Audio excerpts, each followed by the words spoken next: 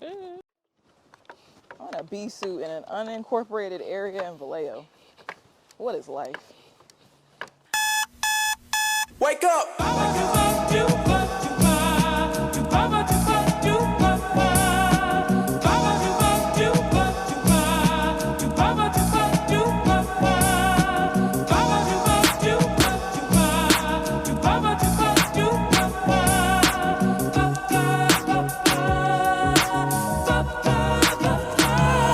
Okay, I woke up in the morning with a smile on my face. The alarm don't ring about it's third time of the day. My mama yelling through the door, my ass for sure still asleep. Guess it's time to fuck.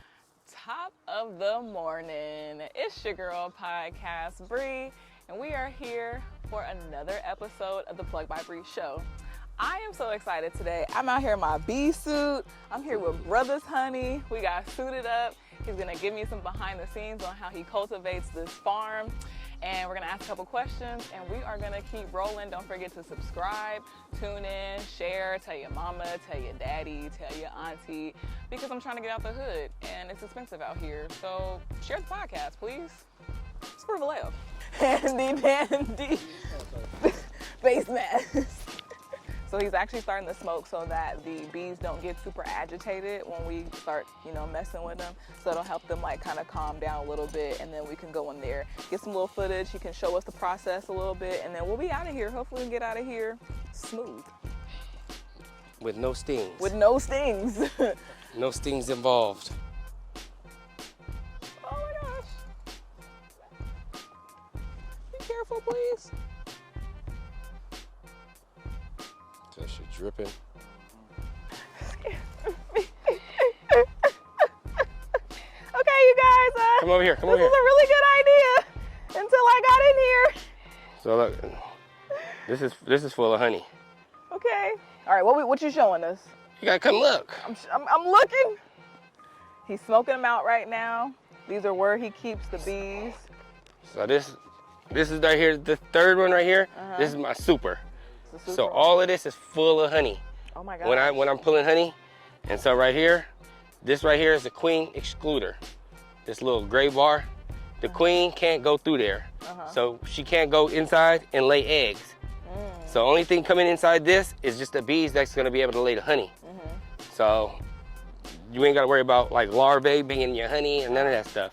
And what is larvae for the people that don't know? It's a baby. Oh, okay. A baby egg. Okay. The stages, the baby stages of the bee getting produced. Okay. So watch, see how the smoke's hitting him? And watch, watch him going, he's gonna start going down. Aw. He's like, Y'all ready? The viewers? So this is a empty frame. Oh my gosh. And if you see right here, Uh-huh. they're building comb. They're building wax to start filling in this with honey. Ah. Right here as well. So you see right here, Wow. Okay, I see it. on the inside, it's honey. Wow. And so we're gonna take this one right so here. So then when it's ready, then you shake the bees off, and then you just pull the whole honeycomb off. And then I put it in my extractor. Wow. So we have an extractor that spins the frames. All right, so. You guys, I have a phobia, and not many people know this, but I have a phobia of seeing holes, a bunch of holes in abundance. I forgot what it's called. It's a real name for it. So this is really freaking me out too. And so this one right here, I put this in maybe 2 weeks ago. Oh shit. And this is an empty frame. This is gonna be all honeycomb. Wow. So you see how there's nothing in here. They're building all this wax. Wow. They're building this whole foundation. Wow. Oh shit. And so they're gonna fill that in within maybe about a week or two. So then how long does the whole process take, from bee to jar? It could take some time because it has to be capped for one. So let me Please see. be careful. This looks like a full frame that's ready to be extracted.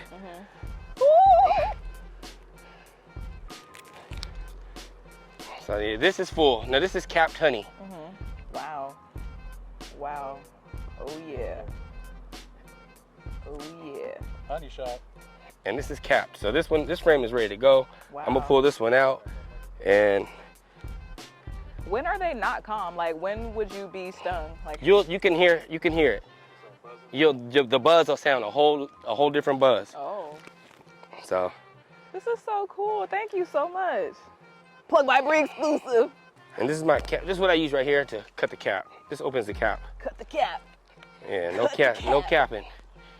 No capping. And then that just like gets all the honeycomb off. It opens the cap, and then once I put it inside my extractor, I spin it, and then it just comes out the thing. And we're gonna open up another. We're gonna open this little small hive right here. I want to show you a brood chamber. I'm probably gonna need to add another brood chamber. So this is a brood chamber. My first two are always my brood chambers. These two are where the queen is laying eggs, and they're just working. See this right here? So this is the queen excluder. The queen can't go in there. She has to stay in one spot. Yeah. Okay. And Too small for it to fit through. yeah, so her ass is so big, she can't go through it. And so she can't get in here to lay eggs. Oh, And that helps me keep from having to worry about larvae being inside of my honey. gotcha. It's just all honey. Gotcha. Okay. That's why you're able to, like your camera crew was able to just bite the honey. Yeah, we did. Okay, speaking of biting honey, because you be biting honey like every day. Every morning. Is that good? Like, Yeah. do you have like high sugar? No. When last time you been to the doctor? I honestly, I haven't been that often, but See, we don't know. We don't even know. it's natural. Do Exactly. it, consume the honey just like anything else that's medicated. Consume it as a balance. Yeah. And then Get this is so plastic. cool. What's up, Marcus? We got a special guest on the show, Hey, how's it going, guys? Marcus Jr. You a junior, right? Yeah. Okay. This is a brood chamber. This is a hive that actually my son, a swarm he caught. Hey. If you guys want to zoom in and get some of this footage of these larvae. So right in here, you see that the open one? Yeah. It's move, little fella. Right in there, it's white. That's larvae. Ah. And so what they do is the bees, these workers, they'll come and look. We got a bee right here about to hatch. Oh. Wow. It didn't already come out. Freaking me out. This is so fun. Okay. I get the idea. Now, you see this larvae being capped? They're Yes. working on capping it, covering them up, and then they're gonna fill it in. See, look, this one's coming out the hive right now. Wow. Is that an egg? I mean, a No, bee? he's coming out. He's coming. He's Is he being first born? day. First day. First day out? Oh my gosh. Oh, well, don't just let him go out by himself. Oh, They usually help him. That's so cute. All right, So- y'all. I hear the hums The humming is getting a little different. in these Go ahead, put bees. it on. So,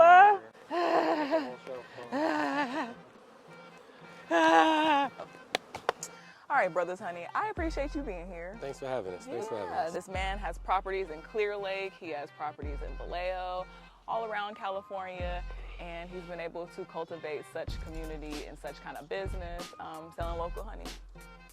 So, his name is Marcus, but we're gonna still call him by Brothers Honey. He started the business due to his allergies back in 2017. 2017. Yep. And he took some local honey, and then it's just been up since then. So he told me that he went to YouTube University, which a lot of us went to YouTube University and cheap. learned some stuff. It's a little bit cheaper sometimes. And then he was just built a business. First things first, I just want to say, because you were able to take care of that, I do a little thing where I just ask people one question. We're going to start it off with, how are you as a black man taking care of yourself? Mind, body, spirit.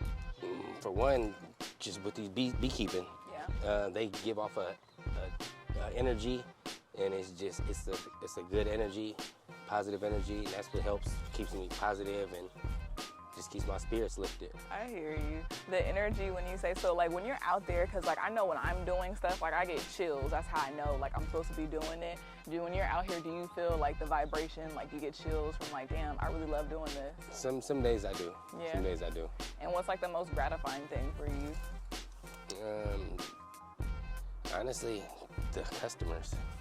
It's the customers, like knowing I've helped them with their allergies or their sickness, and I just see their their DMs, their messages, telling me how my honey has helped their kids or their illness or whatever.